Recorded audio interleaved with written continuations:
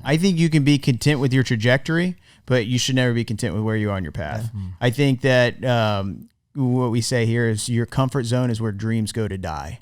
So if you don't get out of your comfort zone, your dreams will die. I promise you. Trusted and proven. Pushing the limits on every shot. We never fear failure. Join us as we set ourselves against the odds, bringing you cutting-edge voices in every industry. This is the Ironclad Podcast. Look, 10 years is a long time. And so today is a very special podcast episode because recently myself and our director of photography, Noah Kight, who started as an intern from our early days, had a chance to sit down with my brother, Carey, who's also a podcaster, and really talk about the lessons that shaped us, the values we hold, and what the first decade had in store for us. It also will give you a peek into what to expect for the next decade to come. All right, so I'm here with Jeremy, who's of course the founder of Ironclad, and Noah Kight, who is the director of photography and the embodiment of the American dream. Do you consider yourself that, Noah? Yes. Okay, we're gonna get into that.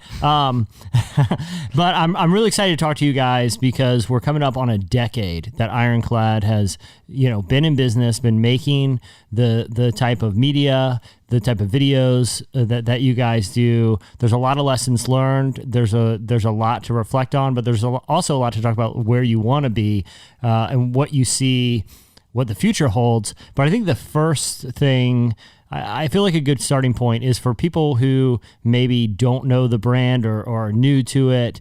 Tell us a little bit. Let's rewind and tell us a little bit about how Ironclad got started, Jeremy.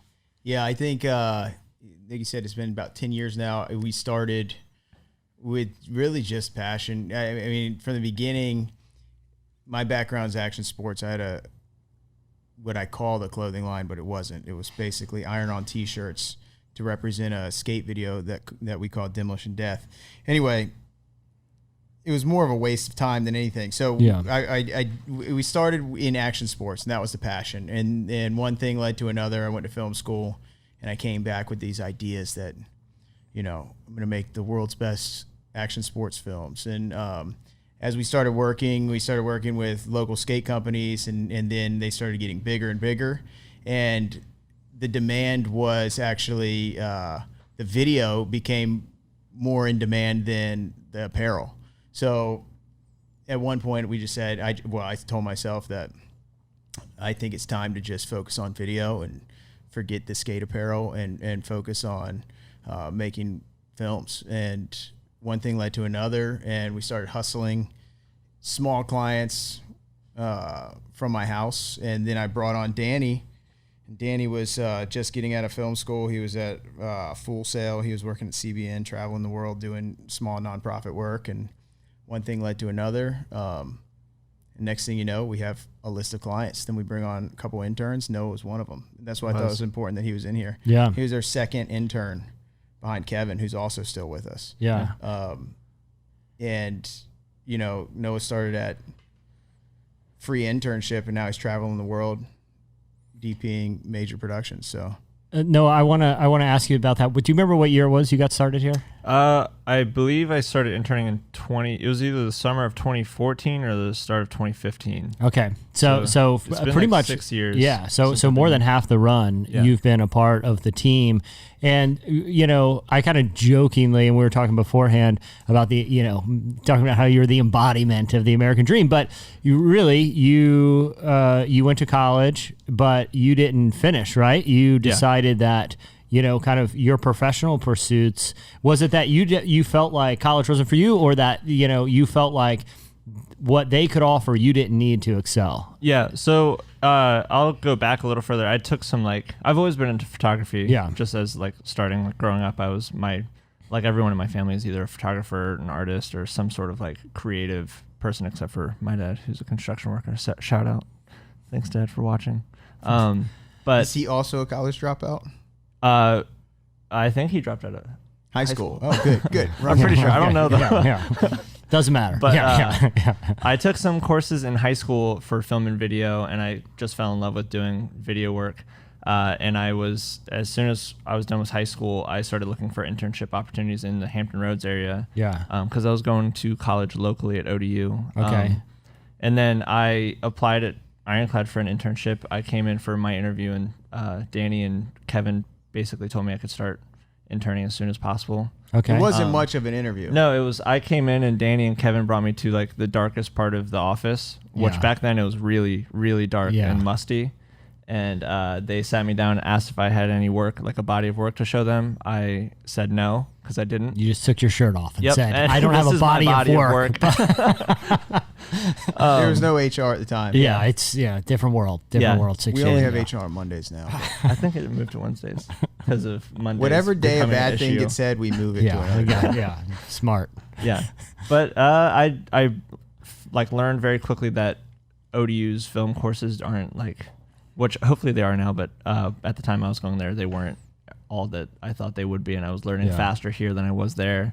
And I very quickly outlearned most of the teachers at ODU that were teaching the film program, so I dropped out and just started working full time. Yeah, and I want to jump into some of the early work in a sec, but I mean, Jeremy, that's not too dissimilar. I mean, obviously you went to LA Film School and completed the program there, but prior to that, I think being an entrepreneur and starting your own business and not necessarily following the path of traditional 4-year education, that was something that you kind of related to as well, right? Absolutely. Yeah, I think and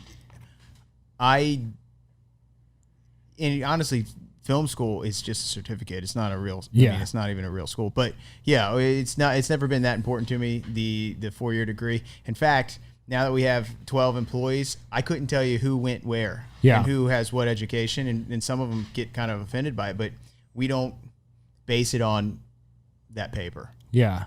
I think that right now there's probably a lot of people who are entrepreneurs or in the entrepreneurial space or innovators or want to be, at least that's kind of their long-term goal.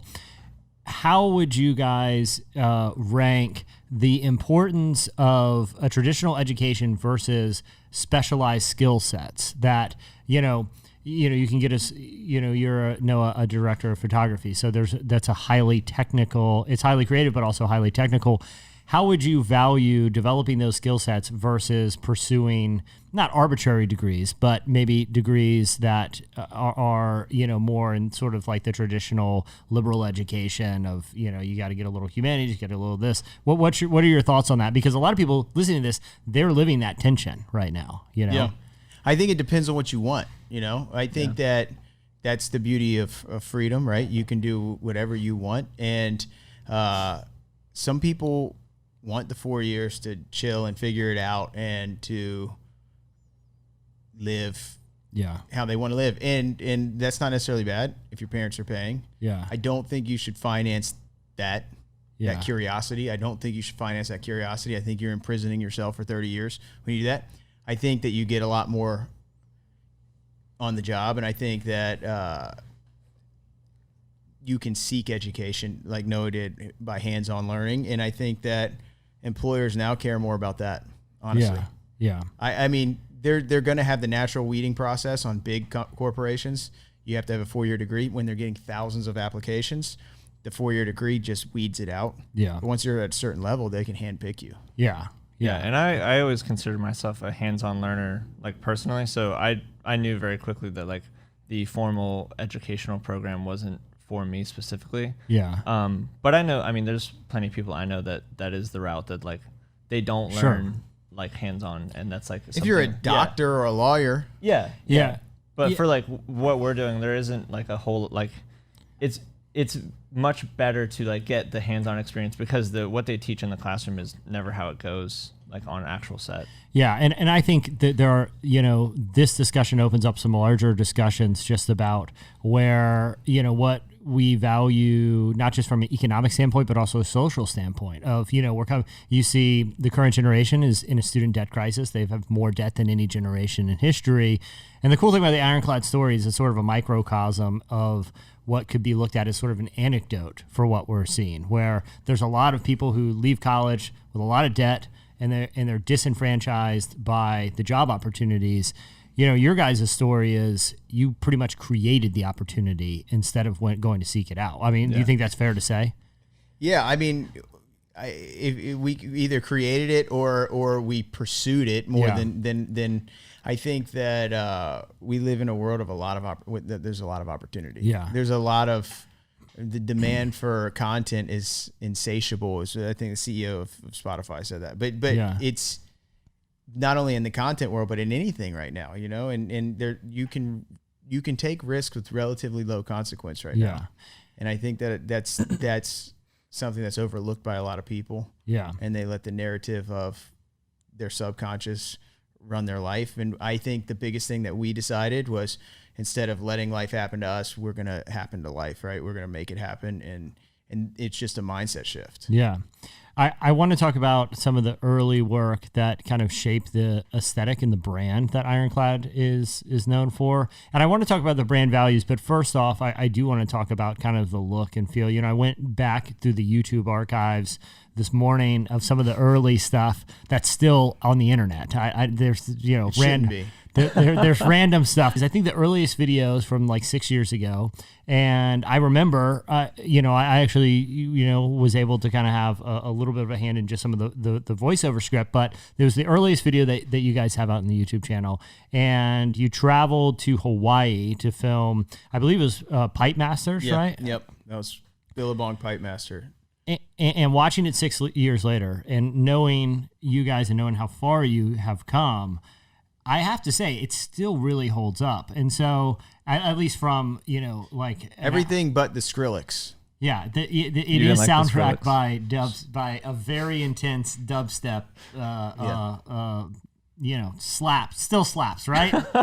But going back to look at some of those early videos, what are some of the early projects that you guys felt was very formative in creating the sort of aesthetic that you carry today? I think there's two categories where we came from, specifically myself and Danny.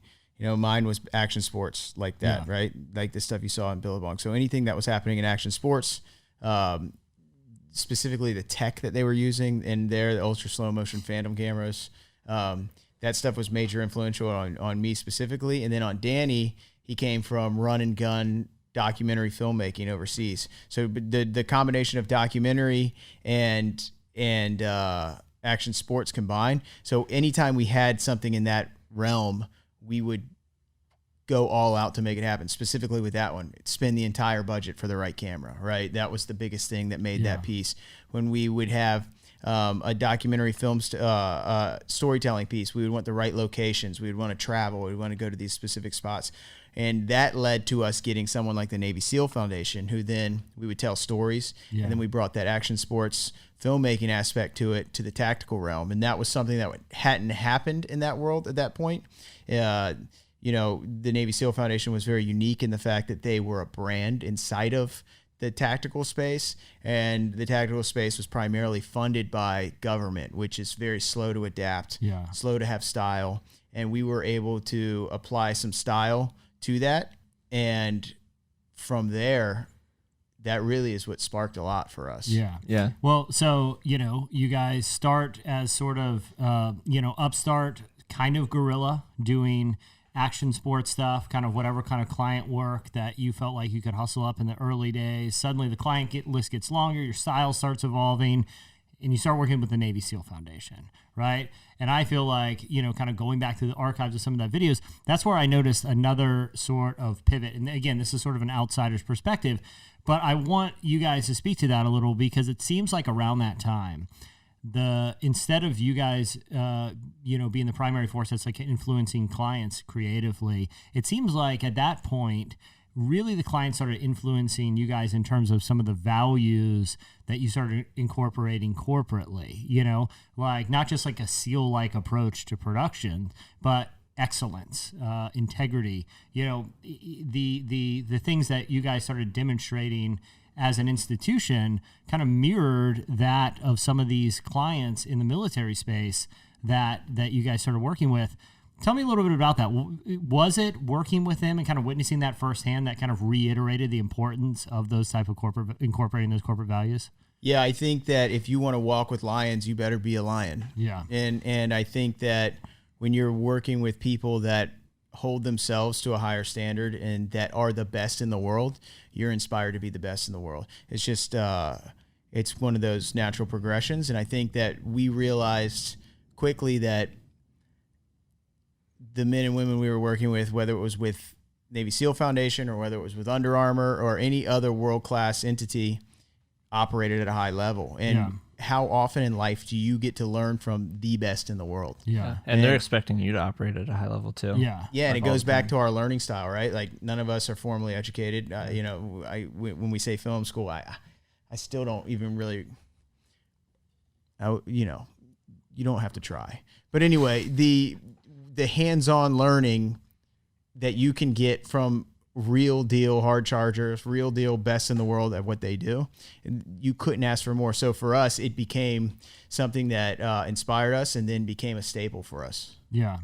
And, recently, I know, Jeremy, you went through an exercise where you actually articulate some of these values because they've been really evolving since probably around that time. Yeah. Where it wasn't just, like I said, maybe early on it was, like you were saying, if you want to hang with these guys, you got to carry yourself a certain way or you're not going to, they probably won't get the respect. I mean, if you look at some of the videos, these guys, these are bad dudes. Well, here's the thing. They have way more faith in you than you have in you. So I think like what happened is, I've got some stories about that. We did one where like, they'll be like, hey, here's the deal. I'm going to climb over that, jump on this, jump into that pool. You just climb that way with that camera and you're good. And you're like, I'm going to do what? Noah got strapped in skydiving with a belt. Yeah, we were filming an event down at the oceanfront, and they were it was this thing where they would strap guys like amputees, veterans that had unfortunately like lost some limbs and stuff like that. They would throw them out of airplanes with another guy strapped to them that they could parachute down and land on the beach. I forget the name of what's the name Jumping of the festival? for a Purpose. Jumping for a Purpose. And I was capturing the event, so I went out to the airstrip, got on the plane, and when I got there, the guy was like, "Do you want to jump out?" And I was like, "Of course I want to. Like that sounds awesome. Yeah." Yeah. And he was like, "Okay, cool." And I was like, "Well, I have all this stuff with me." He was like, "Okay, just put it on the front of you, and I'll just like figure out a way to strap you." And I was like, "Okay." Oh, we'll figure it out up in the air. Don't worry. And he grabbed a rope and like just kind of like tucked it through all the loops that connect me to him, and just tied a quick knot and like gave me a good like tug and to make sure I wasn't like completely loose. We got on the airplane, and then mid-air he was like, "So when I pull the parachute, I'm gonna have to loosen the knot I pulled earlier, that way I can operate the parachute." And I was like, okay. And he's like, "Hey, if we fall in the ocean, you swim, I'll be fine." Yeah, he was like, just try to land. Just save yourself. Don't worry, I'm a Navy Throw SEAL. your camera down first, fine. break the surface tension, and then just swim. Don't worry about me. I'll be fine. It's like, okay, sure. I wasn't worried about that anyways, but I'm going for it. Yeah. And midair, he loosened the thing, and I felt like the half a second that I free-falled until the rope caught me, I thought I was going to be swimming. Yeah. And just on that note, this is just a funny. We've lost 3 insurance companies because they'll see a behind the scenes thing and they'll drop us. Yeah. So, I mean, we could be paying 6 figures to these guys a year and they Without actually call incident. they call and fire us. Yeah. That's happened 3 times with major brands, so. Well, I want to talk about, I want to get into a couple more of these. I want to hear about your best field stories and your worst, because those are the most fun. But, kind of along those lines, to talk about where Ironclad has been up to now, because the work really speaks for itself. But what a lot of people don't see is the intentionality that goes into it, right? And, Jeremy, you went through this exercise recently where you put pen to paper on some of these values. I'm just going to read a couple, if that's cool.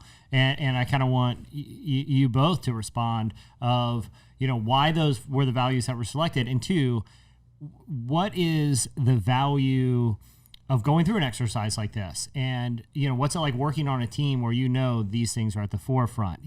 Things like putting team first, discipline, the idea of duty, obviously integrity, respect, excellence, never wanting to settle for things that aren't up to a certain standard, wisdom, being future focused, being adaptable, this idea of freedom that you're carrying into everything.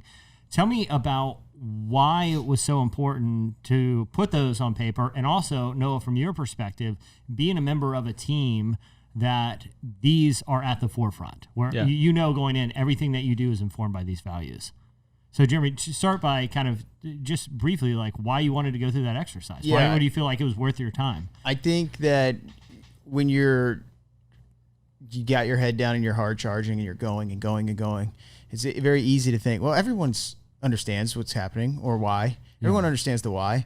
And I think when you're small, real small, it's very easy for that to always be on the forefront. I think it's very easy for people to see the new opportunities and the new visions and everything that's happening. I think when you get bigger, and everyone's getting busy and moving, it's harder to articulate those things just through natural progression, just through a day to day. So it became to a point with us as we approached our 10 year and as we were growing, to really make sure that it was not just something that's always in my head or Danny's head or even Noah's, who's been here so long, but that everybody knows from the time we hire them to the time that they're 10 years in, and also our clients know and our customers know, or anybody who wants to collaborate with us, or our contractors, they know where we stand and why we stand, and that we can align with those things. So we got to a point where it was, let's sit down and put pen to paper and really identify what those things are. Yeah. Why we do it, how we do it, and have something that we can always center ourselves on. No, what is it, like being a part of a team that really is focused on being a team? Like, this isn't, the word team is used intentionally there. And obviously for people that are familiar with the world of special operators and Navy SEALs, their team, they call themselves team guys. You know, what's it like being a part of a team that concept is core to the identity of who you are and the products that you make? Yeah, I mean, I think it's really apparent, especially like when we have to hire like subcontractors and stuff. Like, they always mention like how apparent it is that we are like well oiled and we all work together really well. And it always reminds me that like it's really refreshing to like come to work knowing that everyone else is also doing everything they can to like push like the wheel forward and like keep moving it on and on. And like knowing that like some like kind of what you were saying, like you never want to forget like what those things are, but sometimes like it is easy to like just get into a rhythm and like, everyone's doing this, everyone's like feeling the same way, until we like do like a shoot and like everyone's on set, and then there's some people that are subcontract and then they end up getting caught in like the wheel and they find their groove in the team as well. And they're like, every shoot, all the subcontractors we've ever hired have always said like how cool it was to see our team like working together and see like that everyone knows exactly what they were supposed to do and like where they were supposed to be at.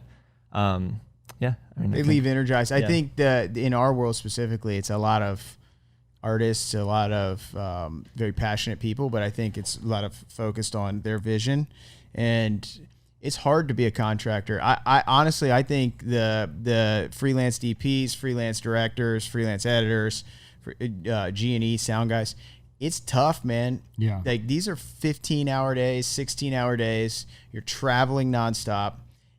I couldn't imagine having to work like that and be passionate with people I don't know, or people that I may or may not align with, people I may or may not like, day in and day out. That is a hard gig. I respect them for it. I think we're very lucky on our end to have a team that shares those values and continues to push themselves. And honestly, we weed out the ones that don't align like that naturally. We don't have to fire them. We just push them so hard that they quit, which is good. Yeah. Because it's hard to fire people. Well, but again, Thanks, again, Katie. That kind of goes back to, this ethos that was kind of built around the ethos of some of your main clients. Like, for the Navy SEALs, it's like, if you're out, you got to go ring the bell and then you're out, And so I think that's a really cool thing to bring to the table, because it empowers people. It's like, kind of whether I make it or not, it's in my hands, no one else's. Yeah. Like there aren't, there's sort of this degree of self-reliance that goes into that kind of work ethic. And we say that still. Every end of the year review, every time we hire someone, where you want to be here is 100% in your hands, right? And Kevin's a prime example of that. He also started as an intern. He came in as an intern. This new Movi device came out. He came in and campaigned to buy this Movi device. He wanted to buy this thing. I'm like, whatever. All right. And then we sent him to training. it became one of the reasons why we got some of our larger clients. Then we got an Under Armour gig because they wanted the fast guy with the Movi. Then Under Armour became a major client of ours. And then Kevin said, hey, I want to learn how to do brand marketing. He's doing that. It's just a prime example of taking the step and going. Noah the same way. He wanted to be a DP. Yeah. And, Jeremy thought I wanted to be a director at first. That's not how you started. Yeah. And he's a terrible editor. Awful. So that was one of those things that I know you said they'd have to ring the bell. We actually rung the bell for him. On that I tried my hardest, and the bell was rung for me very early on. He's awful. Don't let him edit. But he's very good DP. Yeah. Well, 10 years in, there's a lot to reflect on, but I want to start off, for each of you, what video, what project really stands out in your own mind as one that is, meaningful, that you like to show people, and that has like a really kind of like interesting story for you individually, not just which one are you most proud of, but which one is the most meaningful for you in hindsight? Yeah. I'm a big fan of, I have two really. The compassion stories that we've told are really compelling and very touching in every sense of the term. And then also a lot of the early Under Armour stuff that we did for the run camps, just based off of like how grueling they were to actually capture, and also the final outcome and like seeing like how it turned out, like based off of what we all had to go through, and then seeing the final product and how like all the hard work paid off. I think both of those like projects or like groups of projects are like some of my favorite pieces of work that we've done so far. Yeah, those Under Armour besides ones, the Navy SEAL Foundation, that stuff's always fun, but we already talked about that. Yeah, the Under Armour ones were literally designed to be the most hellish places on earth. One was the highest point in the United States, and one was the lowest point in the United States. So one was in Death Valley, one was in Colorado somewhere. So those were pretty grueling. Yeah. For me, I think of like a piece that I wasn't necessarily like the end product is fine. I like it, but the production itself was the hardest production we've done. And I actually went down with heat exhaustion. It was for 6 Hour and it was in record heat in San Diego. And it was a 9-day production. And I think day 6 or day 7, I started puking on set. I was like fainting, like seeing stars. And the team actually had to do the last 3 days without a director. That was a tough production, very tough production.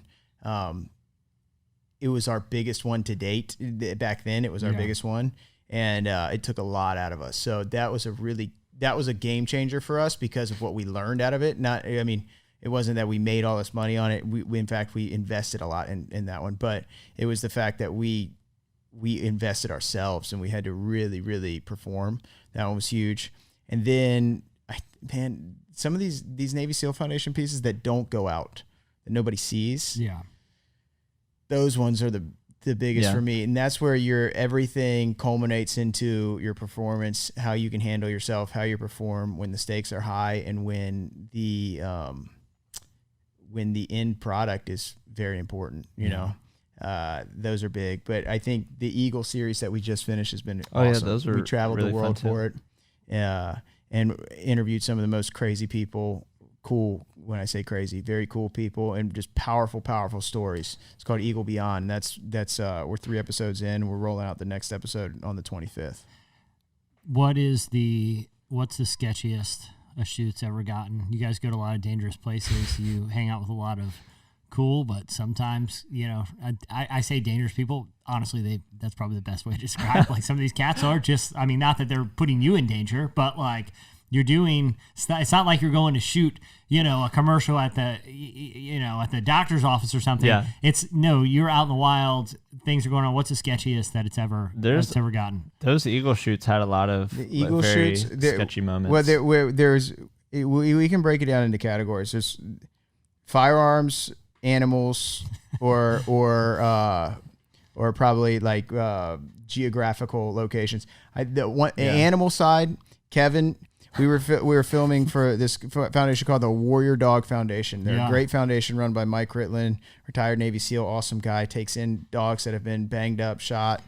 But just for reference, these dogs are not like I know they dogs. have PTSD. Yeah, and these dogs are barely dogs. They're closer to like a jungle cat. Yeah, they're trained. They're trained to take lives. They're trained to do a lot, and they're frightening animals. Anyway, Kevin's running with this big Movi in his hand, and the dog gets triggered by him and just goes and takes off, and he starts sprinting, and just Kevin goes, "Oh shit!" and all of a sudden the dog is chasing him. He's running, and Mike last minute snags the dog, doesn't attack him, but that was pretty sketchy. We're just we're doing our reel in here, and Danny, who could tell you this story, but we're filming with Daniel Defense in the swamps of Florida, and we had a helicopter and a chase helicopter. So the chase helicopter had a camera mounted on it, and then the helicopter had a bunch of operators on there with firearms doing live fire drills out of it. And I'm in the chase helicopter, and we got radios, and Danny's planted on the helicopter. He's gonna plant on it and carabiner on once he gets there. Well, we didn't have comms or anything, and once again, these guys just think we know how to do things. And he goes running and sits on the helicopter, and the helicopter starts taking off, and he realizes there's no strap in or carabiner for him. He has a red camera in one hand, and the thing starts taking off, and you can't sit inside these. You have to sit on the outside. So he's sitting on the outside, and he just links his arm on there and films, and he almost fell off for real under the swamps. What a way to go. Yeah. No, this was one. We almost killed a G&E guy. We still don't know if. Oh, he might be dead now. Yeah. But we almost killed him. He almost died immediately. He may have died a slow death of poison after this. For people who don't know, G&E. Grip Electric. So the guys in charge of all the lights and cabling and stuff. Yeah, so oftentimes you hire those guys freelance. So we had this shoot in Houston, Texas, with the Houston SWAT team for Vortex Optics, and the Houston SWAT team had access. They're basically a military unit. Yeah. I mean, they have tanks and everything. Yeah. Anyway, we go to this abandoned paper mill. And in it, they give us this big safety brief, and they're like, "Listen, no one's been here for decades. It's terrible. Make sure you're careful. Be safe. There's no electricity. Haunted. Yeah. It might be haunted. There might be bad things." I'm talking literally 100,000 square foot building. I mean, this place is monster. The whole floor is green slime. You can't see anything. It's green slime from years and years of rain and rot.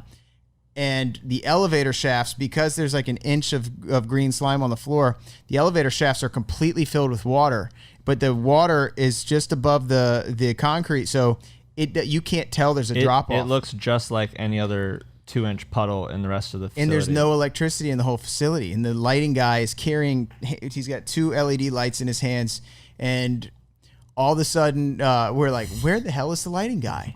He's supposed to bring these lights. Where's he at? We're trying to radio him. We can't get a hold of the lighting guy. We're like, we can't find the lighting guy.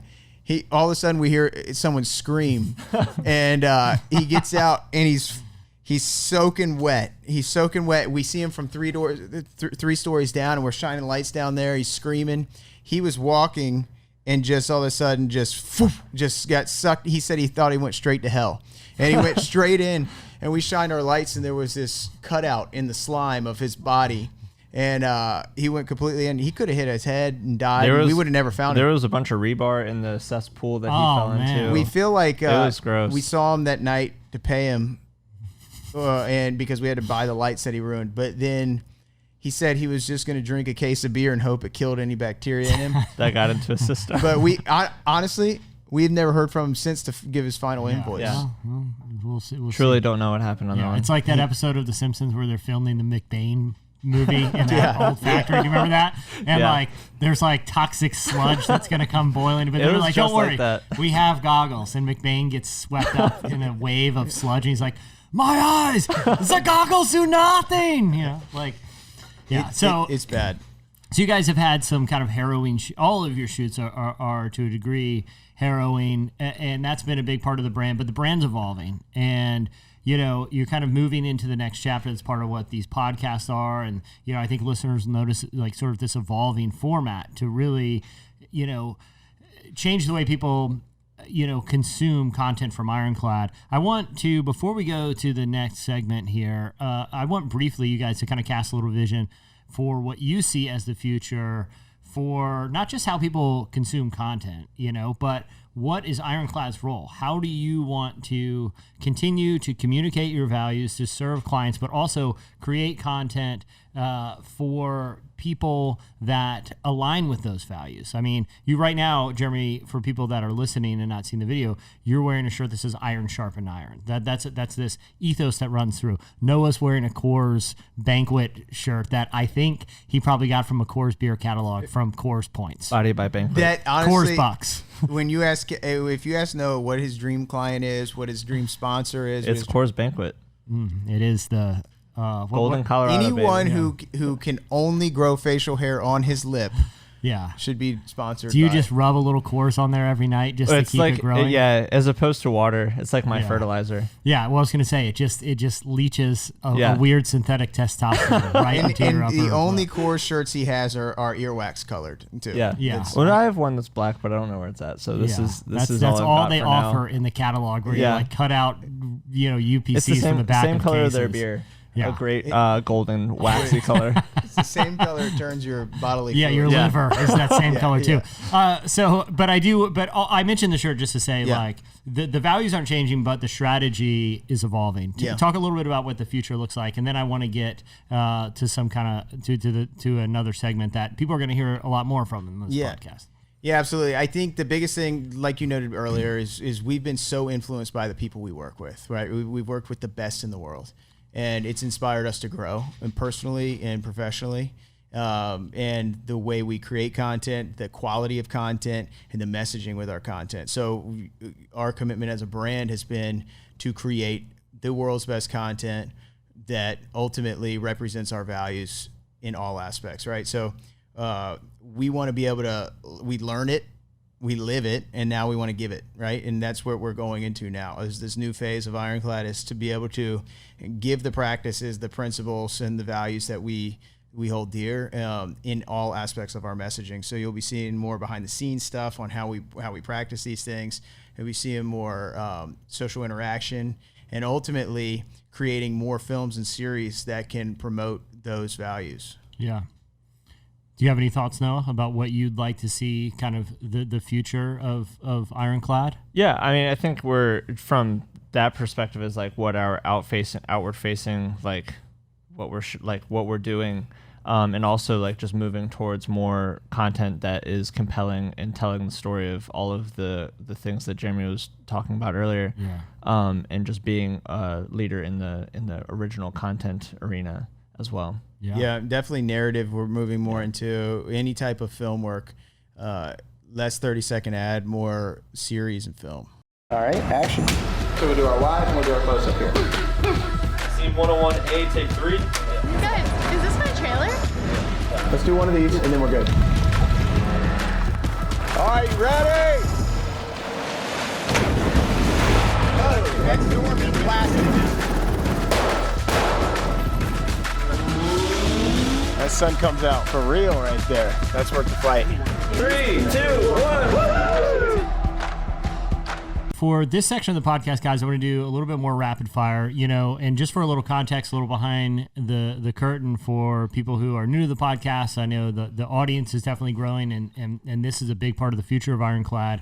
We want this, the vision, I think, is to not only for people to learn people's stories and kind of be inspired by people who are elite performers, who are operators, who are entrepreneurs, who are doing things a little bit different. Not only to hear their stories, but make it really practical. The part of ironing sharpen iron is you got to allow the two pieces of iron to hit. You got to be challenged by it, right?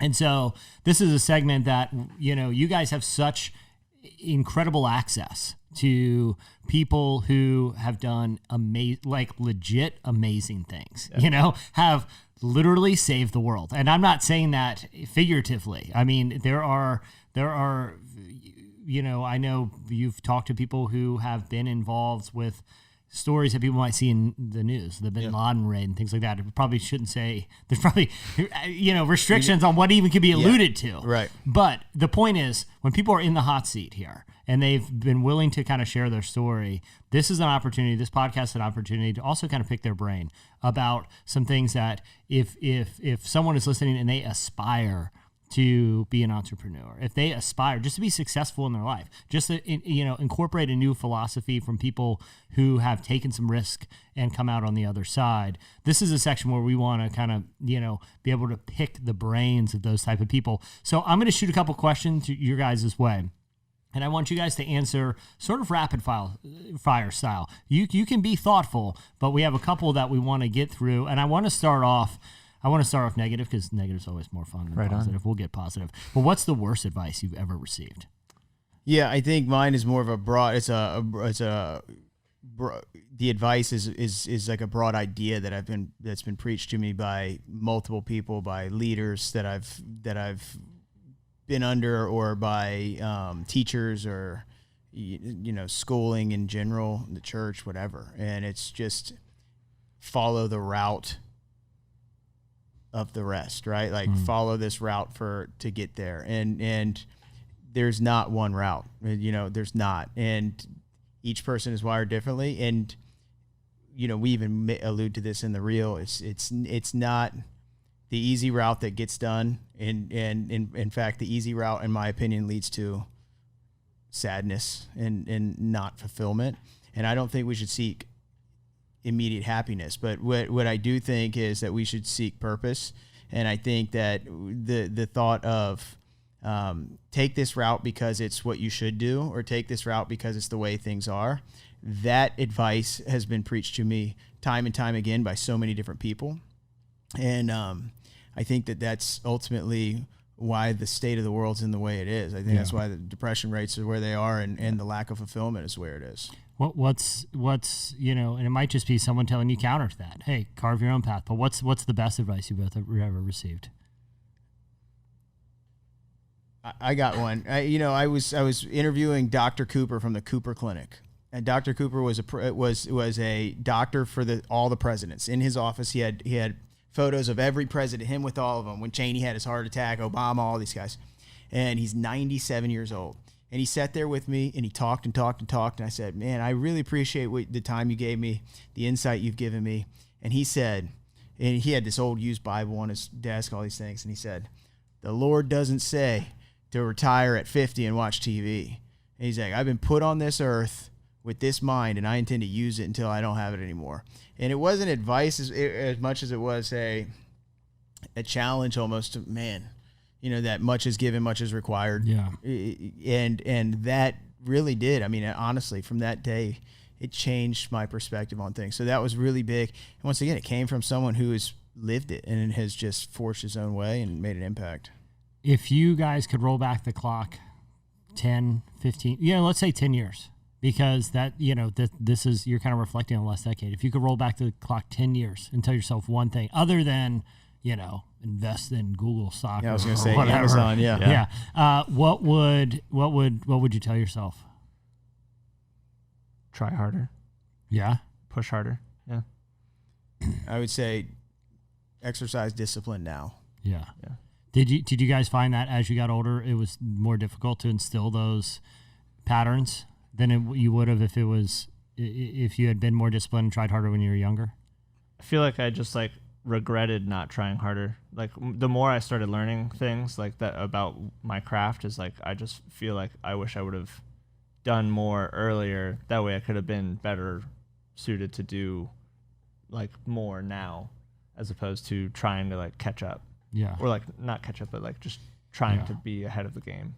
Yeah, I think it's kind of the butterfly effect. It's a lot of the things that happen to inspire us to do different things now and act better now. But I agree. I think if you're not prepared for the opportunities when they come, you won't be able to really seize them. And I think that if I lived my life for a very long time without discipline, a very long time.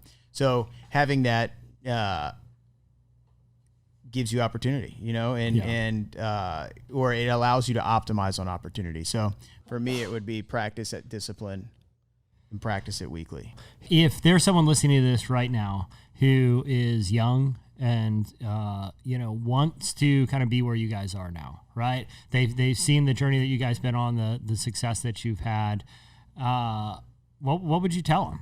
I mean, they maybe, because I feel like a lot of people don't know the starting point. They know where they want to be, they don't know how to get there. What would you tell that person?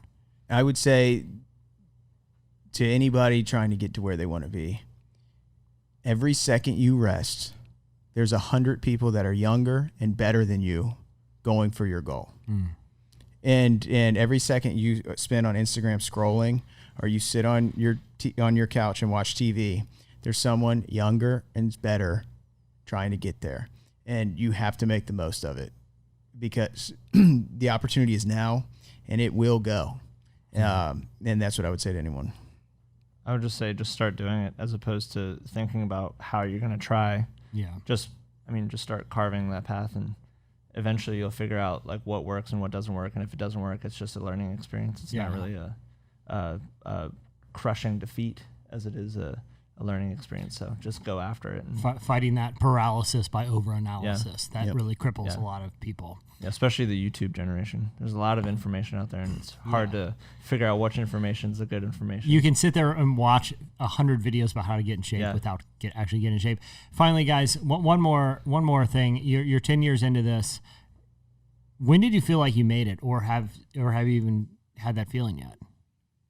I personally haven't had that feeling. I haven't either. I mean, do you think that's a good thing? I mean, how do you live in the tension between sort of complacency and contentment? Because you don't want to be discontent, but you also don't want to be complacent. I think you can be content with your trajectory, but you should never be content with where you are on your path. Yeah. I think that what we say here is your comfort zone is where dreams go to die.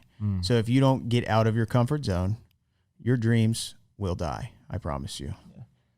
I mean, the goal is just to learn as much as you can and just be the best at what you do. And I don't think there's an end to what you can learn. So I don't think there's ever a place where I'll be where I can comfortably say that I've figured it all out. I'm content with where I'm at. Power is literally everything to us. When you're a professional traveling as much as we do, we can't sacrifice on power to get the perfect shot.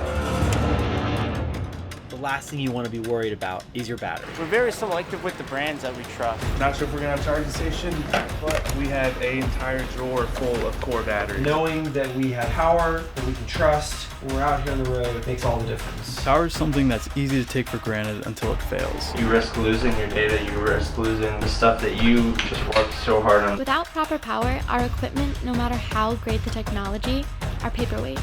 Just wrapped our shoot in the Philippines, tested them in the elements, the heat, the wind, the rain. Usually when it's really cold, power gets zapped like that.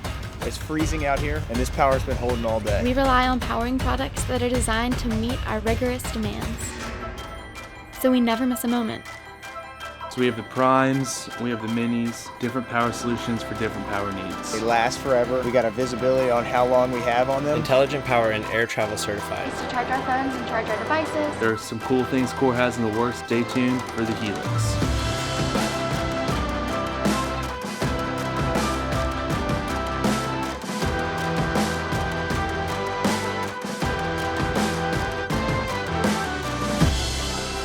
As the technology of our trade gets more complex, we're confident that the power we use will not only match it, but help bring it into the future. The story doesn't stop for anyone, and that is why we choose Core.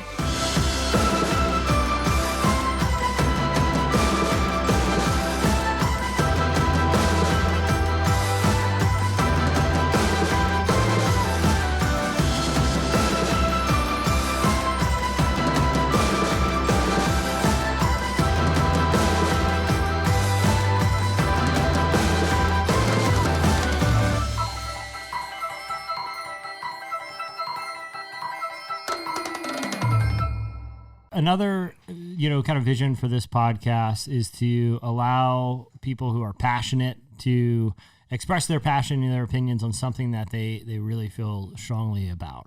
That can be kind of all over the board. But, Jeremy, as you guys were recently kind of going through this exercise of defining some of these brand values and things like that, you kind of stumbled on sort of like a really brief part of the mission statement is defending freedom through content. And I think people can understand, well, obviously they've been listening to you for the last hour talk about, your approach to content and kind of the excellence. So I think they understand that. But the idea of freedom, right? Like what you guys do sort of cuts through some of the noise. We're in a really politically divisive time. There's a lot of vitriol, and not to be like overly like partisan. I mean, it comes from both sides. It's a tough time to really grapple with the idea of freedom, because if right now a lot of people's perception of freedom is, well, anybody can go and say anything as mean as they want. It's we're kind of seeing the double-edged sword of all this, but you've made it your mission to defend that, to defend freedom, to defend, the values that have shaped where we are culturally, where we are as a society. For the sound off segment, I want to hear you sound off on your idea of freedom and why it's something that you want to dedicate your careers to defending. Yeah, I think I'll start off. I think I almost phrase it where, what's the antithesis of freedom? It's chains in prison, right? And when I look at where people can go, it's bound by financial chains, bound by mental, physical, emotional, all these aspects, right? So everything that we do, we want to make sure that we are, once again, living by example, and then giving the thought of freedom, giving the thought of breaking those chains. So inside of our organization, we want to provide financial freedom for our people. We want to empower their thoughts and their visions and their dreams. We want to empower growth, and so that they can then give that to their families and give those types of thoughts and ideas that the sky is the limit, right? That's complete physical, emotional freedom, and financial freedom. What we want to do for the people that consume our content. You're looking at people that are consuming this, the content rates, the consumption of content right now is insane, and it's only getting more. And the content that is out there is bad stuff, man. It's the number one drug, Yeah. And if we're going to create the number one drug, we want to make it the multivitamin. So we want to be thought provoking, and we want to inspire people to do great things. We want to bring in great talent that's living these ideas, and we want to continue to promote these ideas and preserve and defend the ideas of freedom and the lifestyle of freedom, and really create it inside the community. And that's been the biggest thing for us. And it's kind of a bold statement. It's kind of a statement that many people could say, well, you're not willing to risk your life to do these things. And I think that everyone's called for something different.